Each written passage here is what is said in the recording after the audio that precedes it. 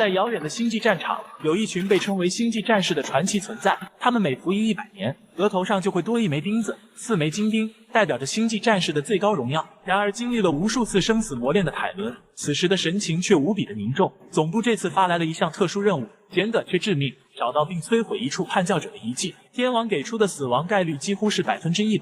可凯伦没有丝毫退缩，眼神坚定地接下了这个几乎不可能完成的任务。与之同行的还有4个队友，其中有一位同样拥有4枚金钉的战士，就是未来的星际传奇，被称为太日天的泰图斯。登陆舱刚一落地，那些嗜血如命的叛教者就像闻到血腥味的鲨鱼，拿着武器倾巢而出。可此时通讯设备却受到莫名的干扰，海伦当机立断，立刻带着2名舰卫部治好战斗阵型。叛教者大军越来越近，大战一触即发，战斗场面简直太震撼了。星际战士的强悍与霸道展露无遗，只有看过原片的家人们才能真正体会到那种热血沸腾。前排的杂鱼很快就被清理干净，可突然就遭到一股强大的火力袭击，刚举起盾牌，子弹就像暴雨一样倾泻而来。就在这时，一道飞影从他身后闪过，直接迎着枪林弹雨，一个野蛮冲撞就把一辆装甲车给撞报废了。紧接着，他纵身一跃跳上坦克，手起刀落。泰图斯竟单枪匹马解决了一整车的敌人，然而凯伦却给了他一个严厉的警告，毕竟战场上随意打乱阵型可是大忌，而且泰图斯的首要任务是保护身后的铁箱，100%死亡率带来的危机始终萦绕在他的心头。他们很快就进入了恶魔的亚空间领域，每一寸泥土都透着诡异的气息，负能量已经到了肉眼可见的地步。前方突然出现一个巨大无比的天坑，4人没有丝毫犹豫，直接跳了进去。这里的物理法则都被扭曲，重力都产生了混乱。很快，突击小队就和黑暗中的恶魔大军发生了交火。几人都是身经百战的老兵，恶魔还没靠近，就被他们的武器打成了渣渣。几人解决完恶魔之后，终于来到了决战的地点。随着远古神殿中水晶亮起，巨大石门缓缓打开，一座巨大的邪神雕像出现在众人眼前，四周还有无数狰狞的恶魔雕像，仿佛下一刻就要将几人撕成碎片。小队来到大殿中央，泰图斯打开铁箱，里面竟然走出一名盲眼苦行僧。苦行僧双手合十，开始默念咒语。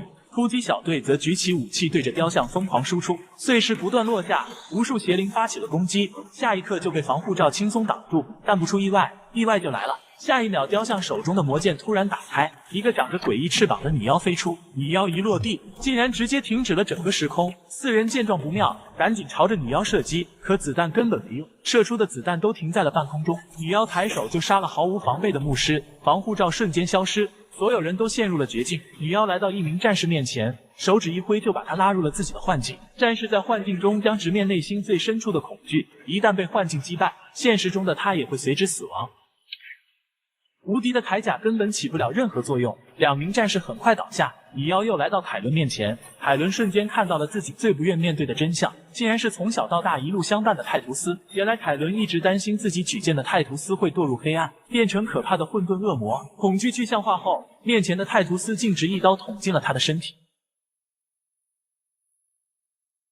最后，女妖来到泰图斯面前，可他万万没想到，泰图斯内心根本没有丝毫恐惧。察觉不对的女妖还想逃跑，可惜已经太晚了。女妖死亡的同时，时空立场瞬间消失，恶魔雕像彻底崩塌，叛教者遗迹的坐标也暴露在空间站眼前。泰图斯拖着侥幸存活的凯伦逃离了遗迹，可刚才的战斗已经将整颗星球上的恶魔都吸引了过来，总部也朝着遗迹方位发出了核弹。凯伦欣慰地看着自己一手带大的孩子，发出最后的命令。